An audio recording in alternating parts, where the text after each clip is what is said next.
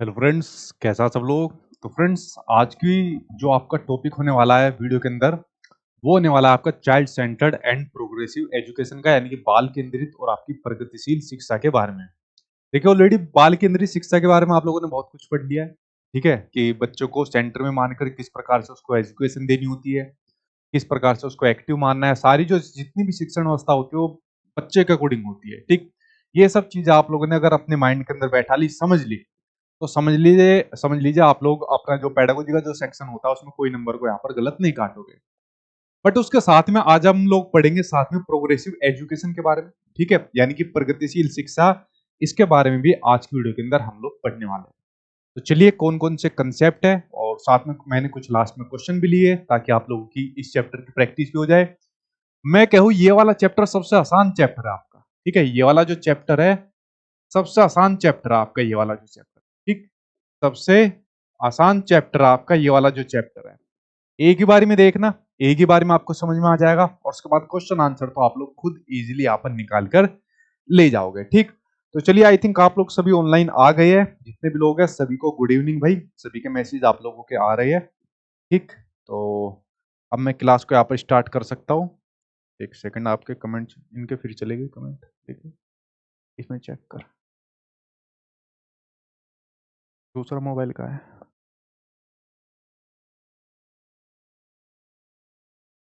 आ रहे हैं इसमें, गायब क्यों हुए थे फिर? अच्छा, चलिए इसी में चला देता हूँ। ठीक है, चलिए भाई, तो अब बात कर लेते हैं आपके child centred and progressive education के बारे में। इसके बारे में बात कर लेते हैं। ठीक है, ठीक है भाई, चलिए। आई थिंक मोस्टली जितने भी लोग हैं सभी आप लोग आ गए, तो अब मैं क्लास की शुरुआत कर लेता हूँ। मैं ठीक हूँ भाई। ठीक, चलिए अब बात करते हैं भाई आपके सबसे पहले बाल केंद्रित शिक्षा के बारे में बात करते हैं। देखिए, अगर मैंने आपको ध्यान हो तो वीडियो के अंदर जो आपकी एनसीएफ 2005 की हुई थी, तो उसके अंदर क्लियर दिया हुआ है कि जो आपका टीचिंग मेथड्स होना चाहिए वो आपकी बाल केंद्रित होना चाहिए। मतलब बच्चों को सेंटर में मानकर आपको जितनी भी शिक्षण व्यवस्था है पूरी की पूरी, वो आपको यहाँ पर उपलब्ध यहाँ पर करानी होती है। ठीक है, तो बाल केंद्रित शिक्षा से अगर कोई क्वेश्चन एग्जाम में आ गया, चाहे कोई भी टीचिंग का एग्जाम आप लोग दे लीजिए। ठीक है, तो अगर आपने जो बच्चा होता है, जो आपका बेसिकली बच्चा होता है, अगर इसको मैं शुरू से एक ही बात कहता हूँ, जब आप लोगों ने देखा भी होगा सीटेट की पहले से तैयारी कराता आ रहा हूँ, कि अगर बच्चे को इसको आपने भगवान का रूप समझ लिया, ठीक है, तो आप लोगों की कभी गलती नहीं होगी। या इस बच्चे को अगर आप लोगों ने अपना बच्चा समझ लिया, तो कभी आपके पेडागोजिकल क्वेश्चन में कभी गलती नहीं हो सकती। बेसिकली अभी तक जितनी क्लास में आपको करा चुका हूं, उसमें इतनी चीजें मैंने आपको एक्सप्लेन कर दी है कि बाल केंद्रित शिक्षा के बारे में आई होप आप लोग सब समझ गए होंगे कि बच्चा एक्टिव होता है, अपने आप ज्ञान का निर्माण करता है, जितनी शिक्षण व्यवस्था होती है बच्चे के लिए होती है। अगर यहाँ पर कोई बच्चा फेल हो जाता है, जैसे बहुत पहले जब सीटेट की शुरुआत हुई थी 2011 में, क्वेश्चन पूछा जाता था कि अगर मान लीजिए कोई बच्चा फेल हो गया तो इसका मतलब क्या है। अगर कोई बच्चा फेल हो गया तो समझ लीजिए पूरा सिस्टम, पूरी शिक्षा व्यवस्था फेल हो गई आपकी। मतलब इतना इंपॉर्टेंट माना गया है, आपके बच्चों को इतना इंपॉर्टेंट माना गया है। तभी आज की डेट के अंदर जितने भी आपके डॉक्यूमेंट होते हैं, जितनी भी आपकी पॉलिसीज आती है, वो बच्चों को केंद्र में रख कर आती है। किसको केंद्र में रखकर आती है? वो सभी पॉलिसीज आपके बच्चे को केंद्र में, यानी कि इसको सेंटर में बनाकर रखी जाती है। अगर बच्चा सेंटर में नहीं होगा, बच्चे के हित के लिए कोई काम नहीं होगा, तो समझ लीजिए उस पॉलिसी का कोई भी फायदा नहीं होने वाला है। ठीक है, तो ये आई होप आप लोग सब समझ गए होंगे जो आपके मैंने बाल केंद्रित शिक्षा के बारे में बताया। अब यहाँ पर आज की वीडियो के अंदर मुझे आपको बताना है प्रोग्रेसिव एजुकेशन के बारे में, या प्रगतिशील शिक्षा के बारे में। जब मैं बात करता हूँ बाल केंद्रित शिक्षा की और प्रगतिशील शिक्षा की, अगर आप लोगों ने दोनों के कंसेप्ट, दोनों के टॉपिक एक साथ समझ लिए, तो दोनों कंसेप्ट एक साथ में भी आपको समझ में आ जाएंगे, क्योंकि कोई ज्यादा डिफरेंस इनके अंदर है नहीं। क्योंकि दोनों के दोनों सेंटर में किसको मानते हैं? बच्चों को सेंटर में मानते हैं, बच्चों को एक्टिव मानते हैं। ठीक है, तो देखिए कौन कौन से पॉइंट है जो आज आपकी प्रोग्रेसिव एजुकेशन के अंदर होने वाला है। जॉन डीवी ने उसके बारे में क्या कहा था और किस प्रकार से इसकी व्याख्या प्रोग्रेसिव एजुकेशन के अंदर की है, और किस प्रकार आपकी प्रोग्रेसिव एजुकेशन इतनी कामयाब हो रही है आजकल आपके स्कूलों के अंदर, उसके बारे में हम लोग एक एक करके बात कर लेते हैं। अगर मैं बात करूं बाल केंद्रित शिक्षा की, तो भाई इसके भी जो आपके सपोर्टर है, काफी सारे सपोर्टर है, लेकिन बात हो रही है आपके जॉन डीवी की बात हो रही है, क्योंकि प्रोग्रेसिव एजुकेशन आ गया, तो इसके काफी सपोर्टर में से एक सपोर्टर थे आपके जॉन डीवी थे। हालांकि अगर बाल केंद्रित शिक्षा की बात करें, तो अगर इंडिया की बात आ जाए, ठीक है, कि इंडिया में इसके सबसे ज्यादा कौन सपोर्टर थे, या इंडिया में जो बाल केंद्रित शिक्षा है उसको ले जाने का क्रेडिट किसको दिया जाता है इंडिया में, बाल केंद्रित जो शिक्षा है, चाइल्ड सेंटर्ड जो आपकी एजुकेशन होती है, तो बाल केंद्रित शिक्षा का क्रेडिट किसको दिया जाता है इंडिया में ले जाने का? तो बाल केंद्रित शिक्षा का जो क्रेडिट दिया जाता है वो दिया जाता है आपका गीजूभाई बधेगा को। किसको? गीजूभाई बधेगा को, जो आपके गुजरात के रहने वाले थे। ठीक है, तो इनको इसका आपका क्रेडिट दिया जाता है। ये बात आप लोग समझ गए। जितने भी पॉइंट यहाँ पर लिखे हुए वो सभी वो पॉइंट है जो मैंने आपको एनसीएफ 2005 के अंदर, या जो आपकी बीच बीच के अंदर पेडागोजिकल चीजें आती है, या जो आपको कंस्ट्रक्टिविज्म यानी रचनावाद की वीडियो आपने देखी होगी, तो सभी आपके चाइल्ड सेंटर्ड एजुकेशन के अंदर वो चीज बताई गई या मानी गई है। ठीक है, तो ये बाल केंद्रित शिक्षा के बारे में वो सभी बातें जो कि ऑलरेडी आप लोग यहाँ पर पढ़ चुके हो। अब जरा हम नजर डालते हैं इन भाई साहब के ऊपर, जॉन डीवी के ऊपर, कि जो इन्होंने अपना ये कंसेप्ट दिया था प्रोग्रेसिव एजुकेशन के बारे में, क्या क्या बातें कही थी, इनके बारे में एक एक करके हम लोग यहाँ पर नजर डाल लेते हैं। देखिए, अगर मैं बात करूं आपके जॉन डीवी की, तो जॉन डीवी आपके यूएसए के आपके फिलोसफर भी थे, और उसके अलावा आपके एक मनोवैज्ञानिक भी थे, शिक्षा मनोवैज्ञानिक भी थे। जैसे आप लोग अभी जो इसके बारे में फिलोसफी पढ़ोगे या फिलोसफर पढ़ोगे, ठीक है, तो सबसे महत्वपूर्ण एक फिलोसफर आपको देखने को मिलते हैं जॉन डीवी, जिनके बारे में मैं आपको डिटेल में बताने वाला हूं, जो बच्चे अपना दूसरे एग्जाम की तैयारी कर रहे हैं डी ट्रिपल एस वाले की। ठीक है, तो वहां पर डिटेल में मैं आपको जितने मेन इंपोर्टेंट फिलोसफर है, फिलोसफी है, वहां पर आपको बताऊंगा। लेकिन आज की वीडियो के अंदर आपको प्रोग्रेसिव एजुकेशन समझाता हूं, क्योंकि अगर आपके एग्जाम में प्रोग्रेसिव एजुकेशन से क्वेश्चन आ गया, तो इसी तरीके का क्वेश्चन आएगा जो जो चीजें आज की वीडियो के अंदर मैं आपको समझाने वाला हूं। देखिए, जॉन डीवी, तो जॉन डीवी ने जब अपने ये दिया था, तो जॉन डीवी ने जब अपना प्रोग्रेसिव एजुकेशन के बारे में अपने कुछ एक्सपेरिमेंट करे थे, बेसिकली आप लोग कह सकते हो अपनी लैब के अंदर स्कूल खेले थे, या कह सकते हो लैब स्कूल उसको कह सकते हो, जिसके अंदर इन्होंने प्रोग्रेसिव एजुकेशन के बारे में काफी चीजें बताई। इसके बारे में, जिसमें इन्होंने प्रोग्रेसिव एजुकेशन के बारे में काफी चीजें बताई। ठीक है, प्रोग्रेसिव एजुकेशन के बारे में काफी चीजें बताई। सब इन्होंने कई सारी अपनी किताबें लिखी हुई थी। एक फेमस किताब है, वैसे इनकी दो फेमस किताब है, दूसरी वाली से बहुत ज्यादा फेमस हुए थे, जिनकी वजह से प्रोग्रेसिव एजुकेशन के बारे में दुनिया को पता लग पाया, और पता लग पाया कि हाँ भाई, जॉन डीवी ने भी कितना बड़ा कीर्तिमान हासिल करा है। वरना इनको इतना कोई ज्यादा मतलब वो नहीं दिया जाता, महत्व नहीं दिया जाता था इनकी प्रोग्रेसिव एजुकेशन के बारे में। तो इनकी अगर मैं बुक की बात करूं, तो इन्होंने एक बुक लिखी थी, वैसे कई सारी बुक है, लेकिन ये दो बुक आपको ध्यान रखनी है। दो बुक की अगर मैं बात करूं, तो आपकी बुक है द स्कूल एंड सोसाइटी। ठीक है, द स्कूल एंड सोसाइटी, एक तो ये वाली बुक लिखी थी। और अगर मैं दूसरी बुक की बात करूं, तो दूसरी बुक है आपकी डेमोक्रेसी एंड एजुकेशन। ये दूसरी बुक है आपकी डेमोक्रेसी एंड एजुकेशन। अगर इस वाली दूसरी वाली बुक की बात करूं, तो इस वाली बुक से बहुत ज्यादा फेमस हुए थे। ठीक है, और इसी से इनको ख्याति यानी गुडविल हुई थी। ये बुक इन्होंने लगभग लिखी थी 1900 के आसपास में कुछ लिखी थी। एग्जैक्ट डेट आई थिंक 1915 के आसपास में होगी, अगर एग्जैक्ट डेट के आसपास बताऊं, तो उसके आसपास में करीबन इन्होंने बुक लिखी थी, जहां से फेमस होना शुरू हो गए थे बहुत ज्यादा। ठीक है, तो इस बुक से बेसिकली सबसे ज्यादा फेमस हुए थे। अब इन्होंने प्रोग्रेसिव एजुकेशन के बारे में क्या क्या कही थी, ये किस प्रकार के एक्सपेरिमेंट करते थे, लैब स्कूल के अंदर क्या एक्सपेरिमेंट करे, क्या चीज निकल कर आई प्रोग्रेसिव एजुकेशन के बारे में, क्या शिक्षा के अंदर इन्होंने क्रांतिकारी बदलाव किया, वो कुछ पॉइंट सामने आपकी स्क्रीन पर है। एक एक को ध्यान से पढ़ना, समझना। क्वेश्चन जो बनता है आपका इन्हीं से बनता है, जो यहाँ पर आपके सामने जितने भी पॉइंट लिखे हुए, क्वेश्चन जो बनेगा आपके एग्जाम में, इन्हीं से क्वेश्चन बनता हुआ देखने को मिलेगा। ठीक है, जो आपके जॉन डीवी ने इस वाली बात को कहा था।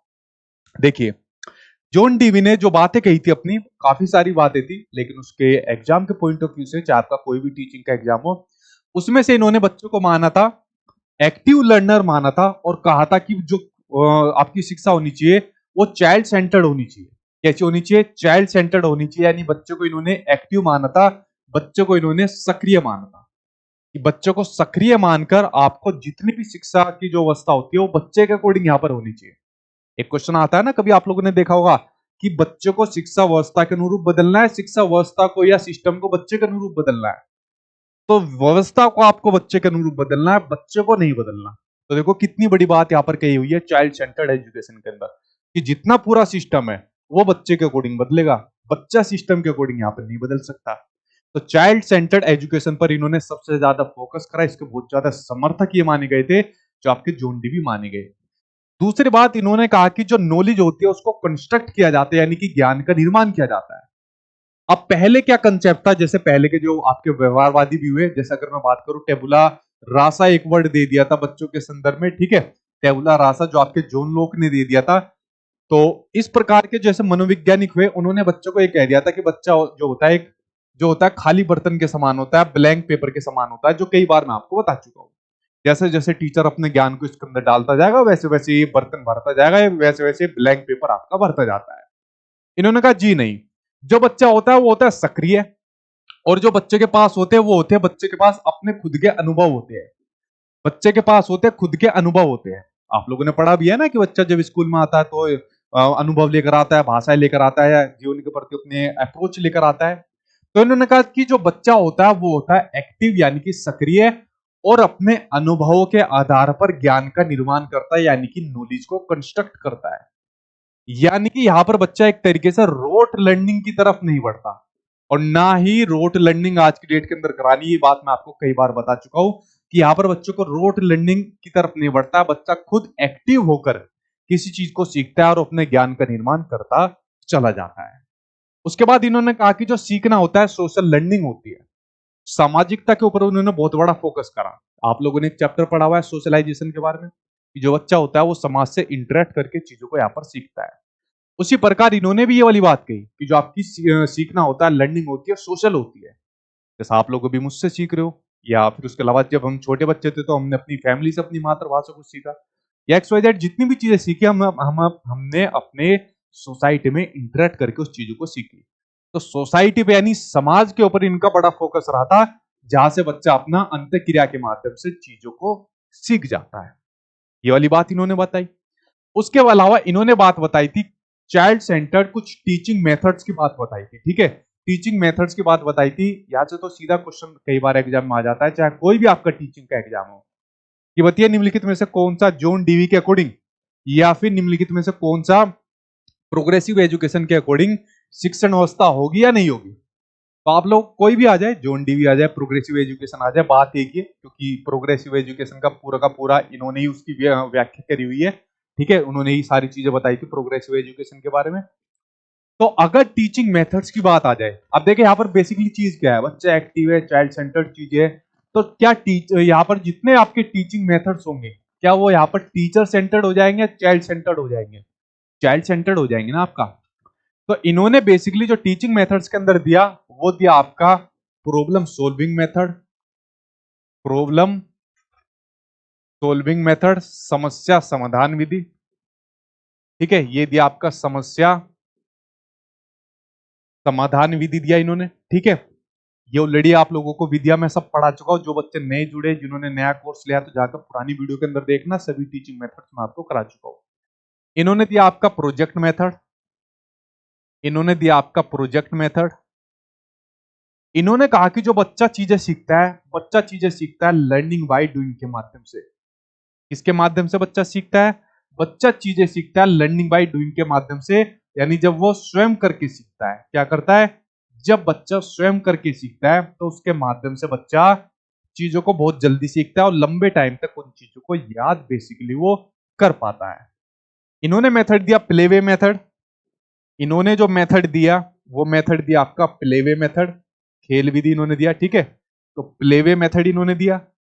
प्लेवे मेथड के अलावा इन्होंने दिया आपका लर्निंग मेथड या discovery learning, sorry learning method कह रहा हूं, डिस्कवरी लर्निंग। इन्होंने दिया अपना डिस्कवरी लर्निंग। डिस्कवरी लर्निंग जिस पर आज की डेट में सबसे ज्यादा आपका फोकस किया जा रहा है, डिस्कवरी लर्निंग बेसिकली इन्होंने दिया। आपके एग्जाम में जो भी मेथड आएगा इससे बाहर नहीं आएगा, ठीक है। डिस्कवरी लर्निंग के अलावा इन्होंने दिया कोलैबोरेटिव लर्निंग।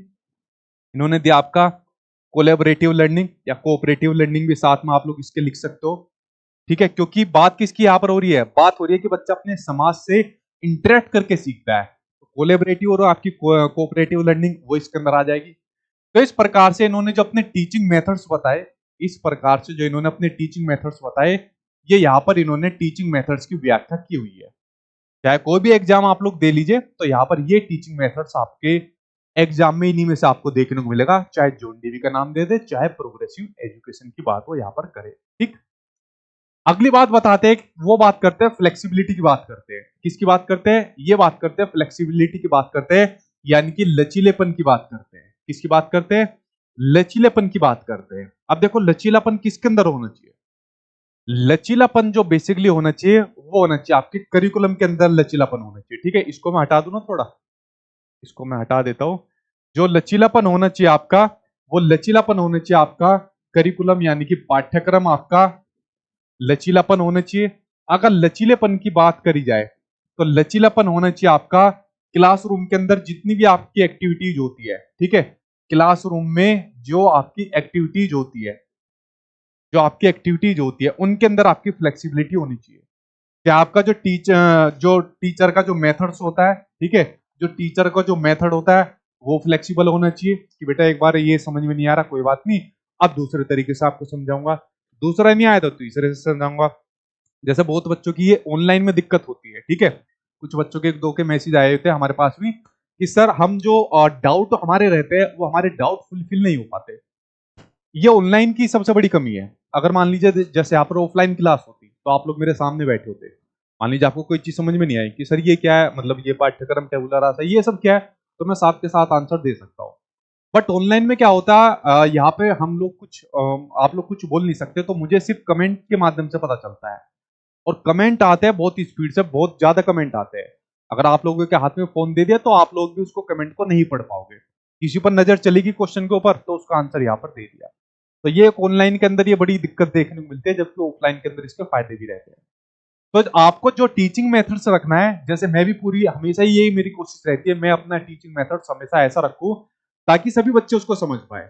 बट 100 के 100% समझ पाए ये तो दुनिया में किसी के बस की भी पॉसिबल नहीं है। तो अगर कुछ बच्चों का डाउट रह जाता है तो डाउट का समाधान या तो आप लोग वीडियो को दोबारा देखिए या फिर डाउट का समाधान आप लोग कुछ अपनी तरफ से प्रैक्टिस करिए। और अगर हमारे पास आ गए, मेरी नजर में आ गया, तो हम लोग उसका सोल्यूशन मैं उसका ऑलरेडी कर ही देता हूँ। ठीक है, तो आपको टीचिंग मेथड्स अच्छा बनाना है क्योंकि आज की डेट के अंदर ऑनलाइन एजुकेशन का वैसे ही आपका प्रभाव बढ़ता जा रहा है। उसके अलावा आपके टीचिंग मेथड्स के अलावा अगर बात हो जाए सिटिंग अरेंजमेंट की, अगर बात हो जाए आपके सीटिंग अरेंजमेंट की बात हो जाए, किसकी बात हो जाए, अगर बात हो जाए आपके सीटिंग अरेंजमेंट की यानी कि बैठने की जो आपकी व्यवस्था होती है, कि एक तरफ में लाइन में आप लड़के बैठे हैं, दूसरी लाइन में लड़कियां बैठी है, जो पढ़ने वाले बच्चे वो आगे है, बिना पढ़ने वाले या शरारत करने वाले बच्चे सबसे पीछे है। तो इस प्रकार की सीटिंग अरेंजमेंट में भी क्या होनी चाहिए, आपकी फ्लेक्सिबिलिटी होनी चाहिए। क्या होनी चाहिए, इसमें भी आपकी फ्लेक्सिबिलिटी होनी चाहिए।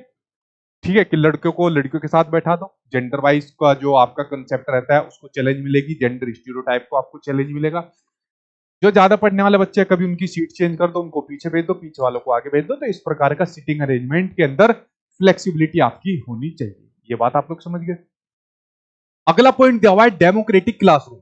देखो एक क्लासरूम में से ही संबंधित पॉइंट है कि जो आपकी जो क्लासरूम है उसका माहौल कैसा होना चाहिए। लोकतांत्रिक कह लीजिए, हिंदी में प्रजातांत्रिक कह लीजिए, इंग्लिश में नाम याद करिए डेमोक्रेटिक।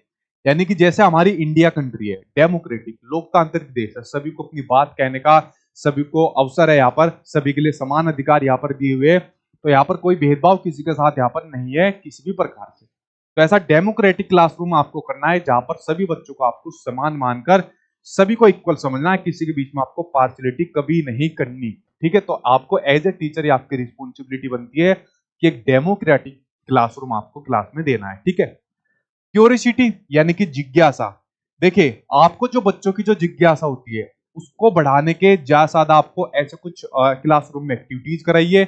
और अगर बच्चा क्वेश्चन पुटअप कर रहा है किसी चीज से संबंधित, मान लीजिए आप लोगों ने किसी चीज से संबंधित क्वेश्चन पुटअप कर लिया, तो मैं क्या काम करूंगा, मैं एज ए टीचर ही मेरी रिस्पॉन्सिबिलिटी रहेगी, मैं ये नहीं कहूंगा चल तुझे नहीं आता बैठ जा, अच्छा चल ठीक है बता दिया कोई बात नहीं, ठीक है बैठ जा।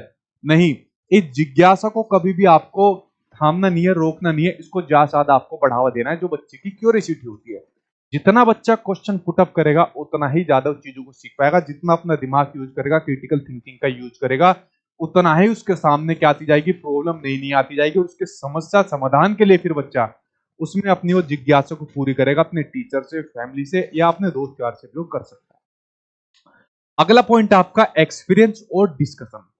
देखिए मैंने क्या कहा, यहाँ पर जो नॉलेज होती है वो कंस्ट्रक्ट की जाती है, यानी कि यहाँ पर ज्ञान का निर्माण किया जाता है। और ज्ञान का निर्माण किसके माध्यम से किया जाता है, अनुभवों के माध्यम से ज्ञान का निर्माण किया जाता है। जैसे मान लीजिए आप लोग कोई भी एग्जाम दे रहे हो, आप लोगों ने मान लीजिए सीटेट के अंदर थोड़ा बहुत कुछ भी पढ़ा, अब मान लीजिए आप दूसरे एग्जाम में आप आगे डी ट्रिपल एस बी के एग्जाम में आ गए। अब सीटेट का सिलेबस अगर आप लोग देखोगे तो इसके मुकाबले कम सिलेबस रहता है और उसके अंदर बहुत बड़ा सिलेबस आपका रहता है। लेकिन सीटेट के सिलेबस के बेस पर आपको उसके अनुभव के बेस पर इतना जरूर पता चलेगा कि क्या क्या चीजें होती है, क्या कंसेप्ट होते हैं, कौन से मनोवैज्ञानिक होते हैं। उसके बाद आप लोग अपने ज्ञान का निर्माण खुद करते जा रहे हो और साथ में डिस्कशन से। अरे भाई मान लीजिए डी ट्रिपल एस के अंदर क्या क्या पढ़ना होता है, कौन सी चीज बननी होती है। अरे जैसे सर एनओएस वगैरह करा रहे, इग्नू वगैरह करा रहे हैं, ठीक है, या एनसीईआरटी पढ़ा देते हैं और खुद का ही पढ़ा देते हैं। उसके अलावा हम क्या करें भाई, प्रीवियस ईयर के क्वेश्चन लगा ले। तो इस प्रकार जब डिस्कशन करोगे तो डिस्कशन करने से, चर्चाएं करने से भी क्या होती है, बच्चा बड़ा एक्टिव होकर चीजों को यहाँ पर सीखता है। अगला है इंडिविजुअल डिफरेंसेस, यानी कि व्यक्तिगत विभिन्नताएं। ये ऑलरेडी कई बार मैं आपको अपने चैप्टर के अंदर पढ़ा चुका हूं, जो पीछे अभी तक हो चुके हैं। आपकी क्लासरूम जो देखने को मिलेगी, कैसे मिलेगी, अलग अलग प्रकार के बच्चे देखने को मिलेंगे, ठीक है। किसी का, जैसे मैंने आपको बता चुका हूं, किसी का इंटरेस्ट अलग होता है, किसी का इंटरेस्ट अलग होता है, या किसी का मोटिवेशन अलग होता है, या किसी का मोटिवेशन अलग होता है। तो इन सभी को अकॉर्डिंग, इंटरेस्ट हो गया, मोटिवेशन हो गया, या फिर मान लीजिए आपकी क्लासरूम में कोई आपका दिव्यांग बच्चा है, ठीक है। मान लीजिए आपकी क्लासरूम में कोई आपका दिव्यांग बच्चा है, या मान लीजिए कोई आपका प्रतिभाशाली बच्चा है, ठीक है। हमारी क्लास में भी आपके प्रतिभाशाली बच्चे बहुत देखने को मिलेंगे, ठीक है। अभी देखना आप लोग, जब केबीएस का रिजल्ट आएगा तब उसके अंदर आपको प्रतिभाशाली बच्चे खूब देखने को मिलेंगे, क्योंकि इंटरव्यू के टाइम पर हमने उनके नंबर देखे हुए, ठीक है। तो आपको इंडिविजुअल डिफरेंसेस के अकॉर्डिंग अपनी शिक्षण व्यवस्था को यहाँ पर दुरुस्त करना है। इसके बारे में आपके जॉन डीवी ने कहा, ठीक, ये बात आप लोग समझ गए। उसके अलावा अगला पॉइंट कहता है इंटरडिसिप्लिनरी मेथड। एनसीएफ 2005 के अंदर भी मैंने आपको एक चीज बताई थी, या बीच बीच में डिस्कस करता रहता हूं। देखिए इस चीज का इन्होंने बड़ा सपोर्ट करा, और इस चीज का सपोर्ट करने के बाद इनका विरोध भी हुआ, जॉन डीवी का। इन्होंने एक अप्रोच दी, कि मान लीजिए आप कोई सब्जेक्ट पढ़ा रहे हो, मान लीजिए आप लैंग्वेज पढ़ा रहे हो, भाषा पढ़ा रहे हो, या आप मान लीजिए मैथमेटिक्स पढ़ा रहे हो, ठीक है। मान लीजिए आप लोग लैंग्वेज पढ़ा रहे हो, ठीक है, आप देखते जाना, लैंग्वेज पढ़ा रहे हो, या मान लीजिए आप मैथमेटिक्स पढ़ा रहे हो। तो अगर एक सब्जेक्ट को आप पढ़ाओगे, मैथ्स पढ़ाओगे, या मान लीजिए लैंग्वेज पढ़ाओगे, तो वो सब्जेक्ट बाकी के सब्जेक्ट में भी आपकी हेल्प करेगा ना। या मैथ्स अगर आप पढ़ रहे हो तो साइंस में भी आपकी हेल्प करेगा ना, या दूसरे सब्जेक्ट में भी आपकी हेल्प करेगा। तो आपस में इंटरडिसिप्लिनरी आपका रिलेशन होता है ये सभी सब्जेक्ट के बीच में, या एजुकेशन के बीच में, जिसको आप लोग एक कह सकते हो इंटीग्रेटेड जो अप्रोच है। तो यहाँ पर इस बात के ऊपर इनका थोड़ा विरोध हुआ था। विरोध होने के बाद, विरोध मतलब इनका काफी हुआ था जॉन डीवी का, ठीक है। और विरोध होने के बाद मतलब इनकी पूरी की पूरी हिस्ट्री है, और जब मैं आपको इनके उसके बारे में बताऊंगा, जब आपके ये फिलोसफी जब चलेगी, और कौन कौन सी फिलोसफी है और कौन कौन से आपके फिलोसफर है, तब उसके अंदर जाके आपको पता चलेगा, ठीक है। जो आपके डी ट्रिपल एस वाले जो बच्चे हैं, ठीक। तो इस मेथड के ऊपर इन्होंने कहा कि बेसिकली सभी सब्जेक्ट को आपस में इंटरडिसिप्लिनरी मेथड के माध्यम से पढ़िए, आपस में कनेक्ट करके पढ़ाइए। ये सब वो पॉइंट थे जो आपके प्रोग्रेसिव एजुकेशन के लिए सबसे बड़े महत्वपूर्ण पॉइंट यहां पर होते हैं। इन्हीं पॉइंट से बेसिकली आपका सबसे ज्यादा क्वेश्चन निकलता है प्रोग्रेसिव एजुकेशन के बारे में, या जॉन डीवी के बारे में, जो आपका क्वेश्चन देखने को मिलता है, ठीक है।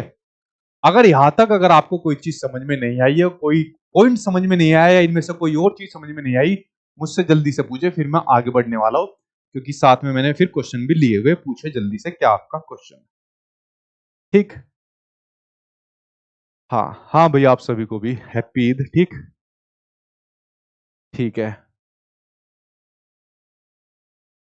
ठीक है भाई। यहाँ तक मोस्टली लग रहा है किसी को समझ में तो नहीं आई, ठीक है। आप बिना डांट के कैसे सिखा सकते हैं बच्चों को, ऐसी बुक में अच्छा लगता है। देखो एक रियलिटी आपको बताता हूँ। अभी आप लोग डिपार्टमेंट के अंदर नहीं गए, किसी भी डिपार्टमेंट के अंदर, ठीक है। तो मैंने तो अलग अलग डिपार्टमेंट देखे हुए, खासकर आपके टीचिंग वाले। अभी एक बच्चे ने कमेंट आया, नहीं ऐसा पॉसिबल नहीं है, बिना डांट के बच्चे को कैसे सिखा सकते हो। इसके ऊपर बेसिकली मतभेद हुआ पड़ा है। पहले जो के जो टीचर है बेसिकली मार मार के बच्चों को सिखाते थे। अब जो छोटे बच्चे हो गए ना, छोटे बच्चे करते हैं बड़ी शैतानी करते हैं। आज की डेट में आप उनको पनिशमेंट तो छोड़ो, आप उनको वर्बली भी कुछ नहीं कह सकते, वरना आपके खिलाफ कार्यवाही हो जाएगी और दुनिया भर की चीज आपके ऊपर लग जाएगी, आप परेशानी के अंदर आ जाओगे। लेकिन जो यहाँ पर इन्होंने कमेंट करा है ना, वो कमेंट भी कोई गलत कमेंट नहीं है। जब बच्चा बहुत ज्यादा शैतानी करता है ना, तो मतलब ये मेरा मत नहीं है, कभी आप ये सोचो मेरा मत है और इस चीज को मतलब कभी वायरल कर दो। ये काफी टीचर्स का मत है, जो चाहे आपके सेंट्रल गवर्नमेंट के एम्प्लॉय हो, चाहे आपके स्टेट गवर्नमेंट के एम्प्लॉय हो, कि बच्चों को हमको एक हल्का सा पनिशमेंट देनी चाहिए। अगर हम बच्चों को हल्की से एक पनिशमेंट नहीं देंगे तो बच्चा सुनता नहीं है बात को। आपके घर में छोटे बच्चे होंगे या स्कूल के अंदर छोटे बच्चे होते हैं, नहीं सुनते, कितना भी समझा लो नहीं सुनेंगे। ठीक है, तो ये जो क्वेश्चन है कि हल्का सा उनको पनिशमेंट देनी चाहिए, ऐसा सुझाव आपको तब रखनी चाहिए जब आपका कोई डॉक्यूमेंट आता है। वरना तो आज की डेट के अंदर तो आप बच्चा जो कर रहा है उसको करने दो, आप उसको कुछ नहीं कह सकते। हाँ, बिना चुप के बिना किसी की देख रेख में आपने उसके दो चार लगा दिए, मुर्गा तो खैर नहीं बनेगा, दो चार लगा दे, कुछ सुना दे, वो एक अलग बात है। लेकिन अगर ये चीज किसी को पता चलेगी तो आपके अधिकारी आपके ऊपर वही कार्रवाई कर देंगे। ठीक है, तो ये सभी पॉइंट हो गए आपके प्रोग्रेसिव एजुकेशन के बारे में जो आपके इन्होंने दिए थे। अच्छा, अगर मैं आपकी बात बताऊं, जॉन डीवी की बात बताऊं, तो इन्होंने शिक्षा को ट्राइपोलर प्रोसेस माना, यानी कि शिक्षा को त्रिध्रुवीय प्रणाली इन्होंने माना था। ठीक है, 2 नंबर सर बताइए, 2 नंबर कौन सा है भाई आपका? Second, knowledge construction. देखो यहाँ पर नॉलेज कंस्ट्रक्शन का मतलब होता है आपका ज्ञान का निर्माण करना। किसका निर्माण करना? ज्ञान का निर्माण करना। देखो ज्ञान का निर्माण कैसे होगा? आपके अनुभवों के आधार पर ही तो आपका ज्ञान का निर्माण होगा ना भाई। जैसा आप लोगों को मैंने अभी एक एग्जांपल दिया था कि जैसे भी मान लीजिए आप लोगों का सीटेट का एग्जाम पास हो गया, और सीटेट का पास एग्जाम होने के बाद आपको ये पता लग गया कि भाई इसके अंदर तो ये मनोवैज्ञानिक आते हैं, प्याज आते हैं, कोलबर्ग आते हैं, वाइगोत्स्की आता है, चाहे उसके अलावा आपके डेवलपमेंट से क्वेश्चन आता है, सोशलाइजेशन आता है। तो आपको बेसिक बेसिक इन्फॉर्मेशन पता चल गया आपको कि जो आपको पढ़ना होता है। और जैसे ही आप लोग DSSB के एग्जाम के लिए जाते हो तो फिर इसका एक बड़ा वर्जन आपको देखने को मिलता है, बट आपका बेस स्ट्रॉन्ग हो गया होता है सीटेट के एग्जाम तक। यानी सीटेट में जो आपका बेस स्ट्रॉन्ग हुआ, अनुभव जो आप लोगों ने इकट्ठे करे, उसके आधार पर फिर आप लोग अपने ज्ञान का निर्माण करते हो।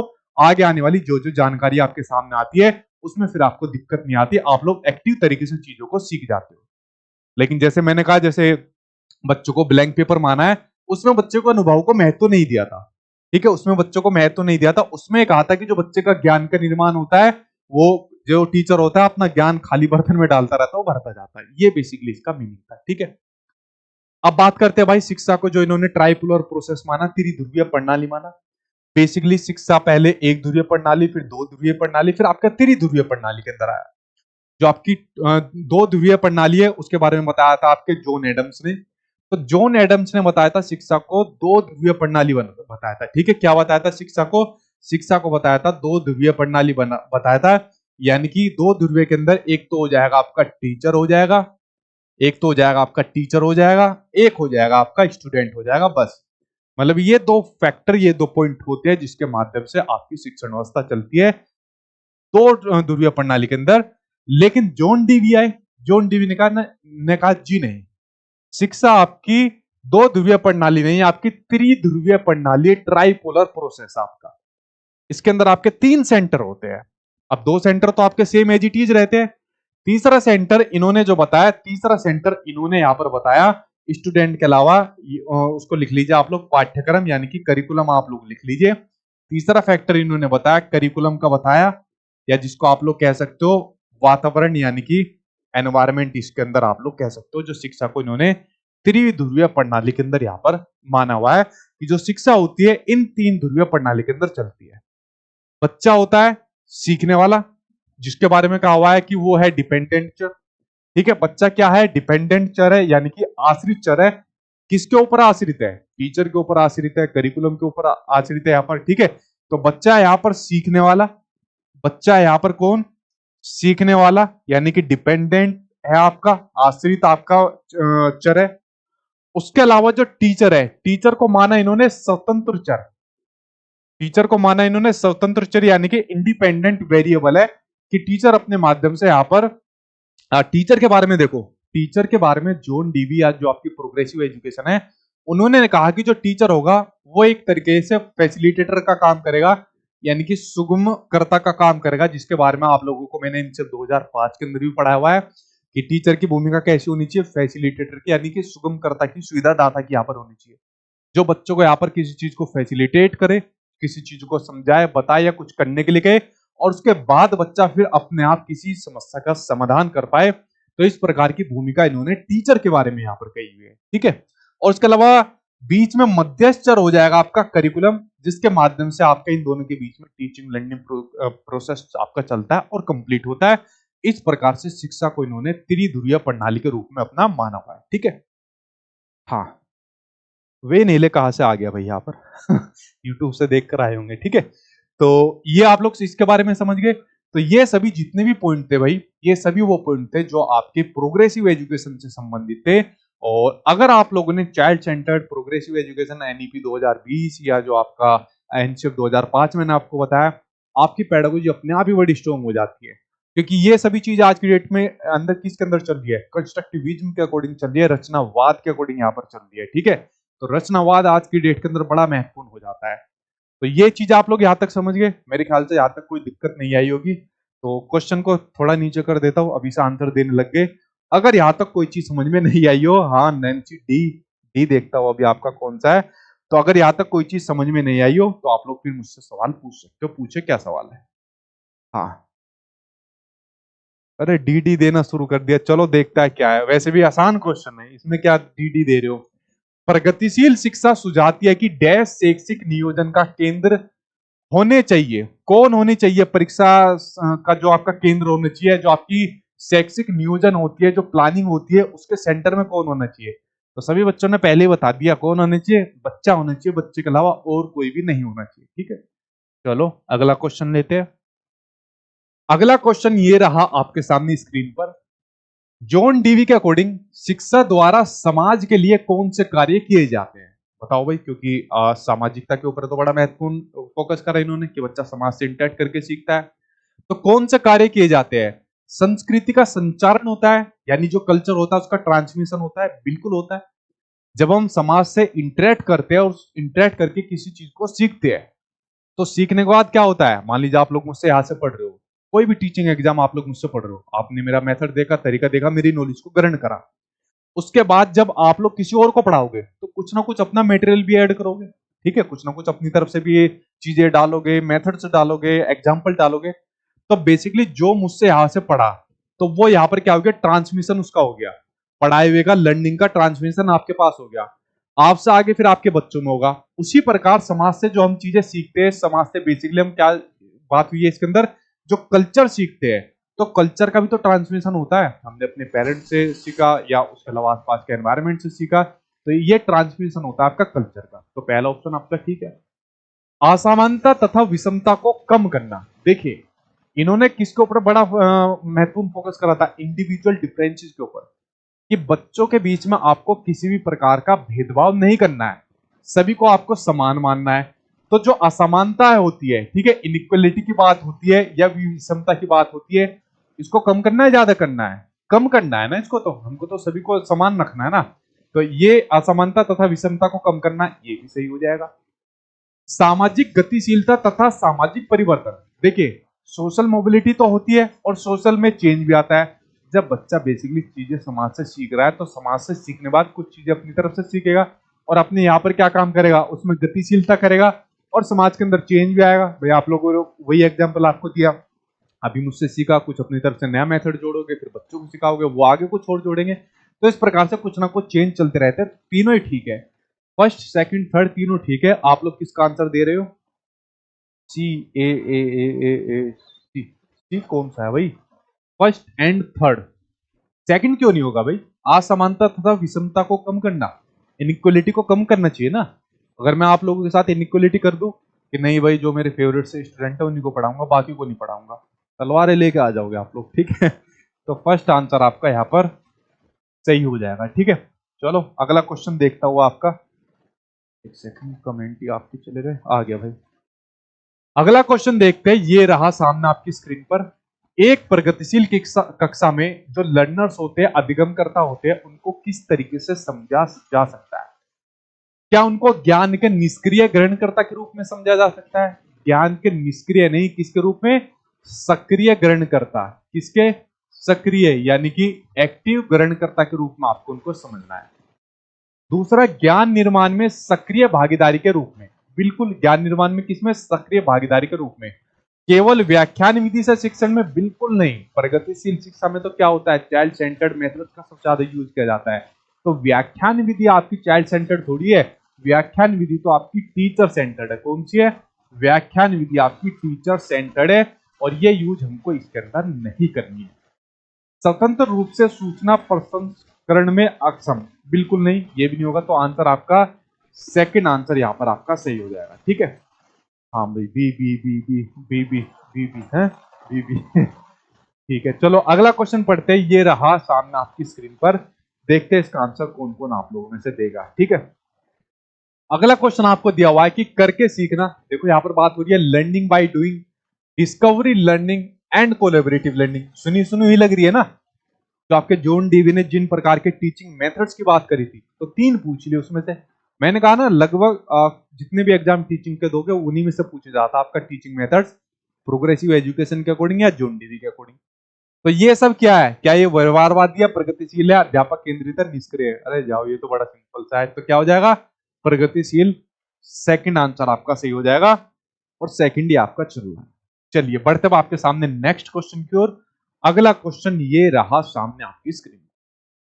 एक प्रगतिशील कक्षा अध्यापकों को डैश के रूप में तथा शिक्षार्थियों को डैश के रूप में अपेक्षित करती है, वो आपको बताना है। बताओ, टीचर को क्या मानती है और बच्चों को क्या मानती है, उसके बारे में आपको बताना है। ऑप्शन आगे स्क्रीन के ऊपर। ज्ञान का प्रदाता यानी डिलीवर्स मानती है, ज्ञान का प्रदाता है टीचर। ठीक है, इतनी बड़ी उपाधि टीचर को देख लो, वो भी आज की डेट के अंदर। या ज्ञान का निष्क्रिय ग्रहण करता, बच्चों को निष्क्रिय मान दिया, तो ये ऑप्शन तो आपका होने से रहा। ज्ञान का प्रभुत्वधारी, देखो जहां पर बात आ गई आपके डोमिनेंट की बात आ गई, तो प्रोग्रेसिव एजुकेशन के अंदर टीचर डोमिनेंट नहीं रहता। कौन रहता है आपका मेन? मेन रहता है बच्चा रहता है। तो टीचर को डोमिनेंट नहीं मानना, ये ऑप्शन वैसे आपका गलत हो जाएगा। सुसाधक होता है यानी कि फैसिलिटेटर होता है, जिसके बारे में मैंने आपको क्या कही, क्या होता है आपका फैसिलिटेटर होता है। आपका क्या होता है? फैसिलिटेटर आपका होता है यहाँ पर। ठीक है, तो और बच्चा क्या होता है? बच्चा होता है आपका active participation in knowledge construction. ये एक्टिव पार्टिसिपेशन के माध्यम से वो अपने ज्ञान का निर्माण कर जाता है। तो थर्ड आंसर आपका सी हो जाएगा। डिक्टेटर, तानाशाह वगैरह कुछ नहीं। ठीक है, आज की डेट के अंदर कोई तानाशाह, कोई डिक्टेटर नहीं है। ठीक है, चलिए बढ़ते हुए आपके सामने एक और क्वेश्चन की ओर। ये रहा एक और क्वेश्चन सामने आपकी स्क्रीन पर, इसका आंसर आप लोगों को बताना है। ठीक, चलिए भाई, ये क्वेश्चन आपके सामने आ गया। एक प्रगतिशील कक्षा की क्या विशेषताएं हो सकती है? पहला ऑप्शन है, इसको सही सही बताना। पहला ऑप्शन है मोबाइल टीचर शिक्षक की गतिशीलता। क्या ये हो जाएगा? ठीक है, देखो भाई, अभी मैं इसके अंदर ऑप्शन नहीं बताऊंगा, अभी आप लोगों से ऑप्शन पूछूंगा। या टीचर को मोबाइल बता दिया इसने, या टीचर मोबाइल हो सकता है, टीचर गति कर सकता है, तो भाई मुझे तो गलत लग रहा है।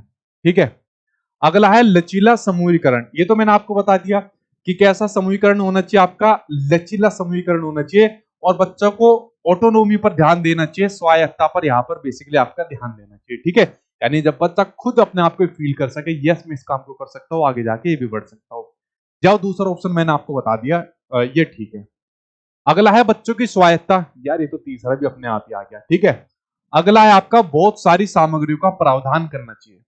तो यहाँ पर क्या ऑप्शन आपके सही बन रहे हैं? तो बताओ, जो जिस बच्चे का जो आंसर सही होगा और जिसने इसका सही आंसर बताया, ठीक है, तो समझ लो उसको प्रोग्रेसिव एजुकेशन के सारे कंसेप्ट यहाँ पर समझ गए। ठीक है, तो भाई अब आप लोग बताओ क्या आंसर आपका होगा, और जिसने इसका गलत बताया तो समझ लो उसका डब्बा गुड यहाँ पर हुआ पड़ा है। ठीक है, और मैंने देखो तीन चार ऑप्शन के अंदर हिंट दे दिया। अब बताओ जरा, D first second third fourth. अरे यार, यहाँ पे टीचर को मोबाइल कहा है कि टीचर की गतिशीलता करता है, तो ये तो गलत हो जाएगा ना। ठीक है, तो डी कैसे हो जाएगा? डी नहीं होगा, सेकंड। हाँ, सेकंड सही हो जाएगा कि फर्स्ट सेकंड और थर्ड। तो यार इसमें फिर आ गया आपका फर्स्ट कैसे हो जाएगा आपका, सेकंड वाले भी गलत है। और बताओ कुछ नया। ठीक है, अरे यार एक मिस्टेक हो गई यहाँ से मुझसे, यहाँ पर सभी में ऑप्शन फर्स्ट है, तो आपको बेवकूफ नहीं बना सका है। मुझे ध्यान नहीं था कि ऑप्शन के अंदर सभी के अंदर फर्स्ट फर्स्ट ऑप्शन दिए हुए हैं। ठीक है अगर ये ध्यान नहीं आ जाता तो आज देखते, आज 2-4 मुर्गे बनते हैं यहाँ पर। ठीक है, देखो यहाँ पर मोबाइल टीचर की बात नहीं हो रही है, टीचर के अंदर मोबिलिटी की बात हो रही है, गतिशीलता की बात हो रही है, कि टीचर को अपने पढ़ाने के अंदर जो मैंने बात कही कि अपनी फ्लेक्सिबिलिटी रखना चाहिए। अगर कोई यहाँ पर टीएलएम लेकर आ रहा है, तो उसके अंदर आपके अलग अलग प्रकार के आपको टीएलएम यानी कि शिक्षण सामग्रियों का प्रावधान करना चाहिए यहाँ पर टीचर को। अगर टीचर बच्चे के अंदर कुछ कमी या किसी चीज को पा रहा है, तो वहां पर उसके लिए उसको समाधान करना चाहिए, रिमीडियल टीचिंग देनी चाहिए। तो आप लोगों का आज मुझसे ये फंसाने के अंदर गलती होगी, मेरी नजर नहीं गई कि सारे के अंदर ऑप्शन फर्स्ट फर्स्ट दिया हुआ है, वरना आज जरूर 2-3 फंस जाते इसके अंदर। ठीक है, तो सारे ही आंसर आपके ठीक हो जाएंगे। क्या हो जाएंगे? सभी आंसर आप लोगों के यहाँ पर ठीक हो जाएंगे। ठीक है, अच्छा इतना सब कुछ बताने के बावजूद भी कुछ बच्चों ने थर्ड पे भी लगा दिया। ठीक है चलो भाई, आज तो बचेगा, किसी और दिन फंसाऊंगा। ठीक है, नेक्स्ट क्वेश्चन और अगला क्वेश्चन सामने आपकी स्क्रीन पर है, इसका आंसर अब आप लोगों को देना है। ठीक, चलिए बढ़ते हैं आपके नेक्स्ट क्वेश्चन की ओर। एक प्रगतिशील कक्षा में बच्चों का सीखना इनाम व सजा के प्रयोग से नियंत्रित होता है। बिल्कुल गलत। इसमें रिवार्ड या फिर जो आपके रीइंफोर्समेंट होता है, इसमें इतना काम नहीं करता। बच्चे को यहाँ पर सीखने के लिए पनिशमेंट या दंड की जरूरत नहीं है। बच्चा खुद अपना एक्टिव लर्निंग के माध्यम से सोसाइटी से इंटरेक्ट करके चीजों को सीख जाता है। तो ये ऑप्शन आपका गलत हो गया। बच्चों को सख्त निगरानी में रखना चाहिए, वह अनम्य पाठ्यचर्या अपनानी चाहिए। देखो पाठ्यचर्या कैसी दे दी? अनम्य पाठ्यचर्या दे दी, यानी कि रिगिड करिकुलम दे दिया। करिकुलम के अंदर मैंने आपको क्या बात बताई थी कि करिकुलम आपका रिगिड नहीं, आपका फ्लेक्सिबल करिकुलम होना चाहिए। क्या होना चाहिए? करिकुलम होना चाहिए आपका फ्लेक्सिबल, आपका करिकुलम होना चाहिए। ठीक है, तो दूसरा ऑप्शन तो वैसे भी आपका गलत हो गया। सीखने को सुसाधित करने के लिए वेदन व अभ्यास यानी कि ड्रिल एंड प्रैक्टिस की यहां पर बात होगी। तो ड्रिल एंड प्रैक्टिस की विधि का पालन करना चाहिए। यार सारी विधि तो मैंने आपको बता दी, उसके अंदर कोई ड्रिल एंड प्रैक्टिस मैंने आपको बताई थी? कोई नहीं बताई। क्योंकि ड्रिल एंड प्रैक्टिस के माध्यम से क्या होता है? बच्चा बढ़ता है रोट लर्निंग की तरफ। किसकी तरफ बच्चा बढ़ता है? बच्चा बढ़ता है बेसिकली आपका रोट लर्निंग की तरफ बच्चा बढ़ता है। और ये हमको बच्चों को करानी नहीं है। हमको तो बच्चों को चीजें सिखानी है जिसमें बच्चा खुद अपने आप सीखे। बच्चा क्या आपका? बच्चा सिर्फ और सिर्फ आपका फोर्थ कि सीखने का आधार प्रत्यक्ष अनुभव और संवाद होते हैं। कि क्या होते हैं सीखने का आधार? एक तो बच्चे के एक्सपीरियंस होते हैं, चाहे वो डायरेक्ट एक्सपीरियंस हो, और उसकी डिस्कशन होता है। ये बेसिकली यहाँ पर सीखने का यहाँ पर आधार होते हैं, बेस होते हैं। तो फ्रेंड्स, ये आपका जो प्रोग्रेसिव एजुकेशन था उसके बारे में मैंने आपको चीजें समझा दी। जॉन डीवी ने क्या बात कही थी, किस प्रकार से उन्होंने इसकी व्याख्या करी है प्रोग्रेसिव एजुकेशन के बारे में, वो सभी आपको समझा दिया।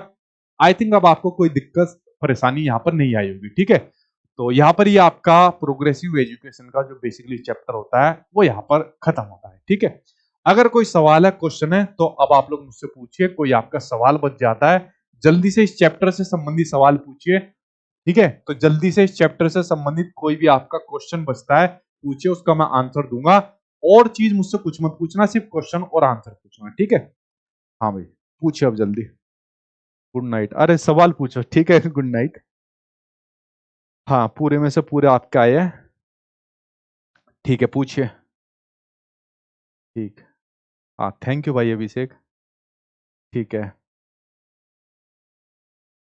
मोस्टली बच्चों के 7 में से 7 या 6 ही आ रहे हैं। ठीक है, तो मुझे लग नहीं रहा सवाल कुछ आपका बच रहा होगा, लेकिन फिर भी अगर आपको कोई कंसेप्ट समझ में नहीं आया तो आप लोग पूछ सकते हो। ठीक है, हाँ भाई ठीक है।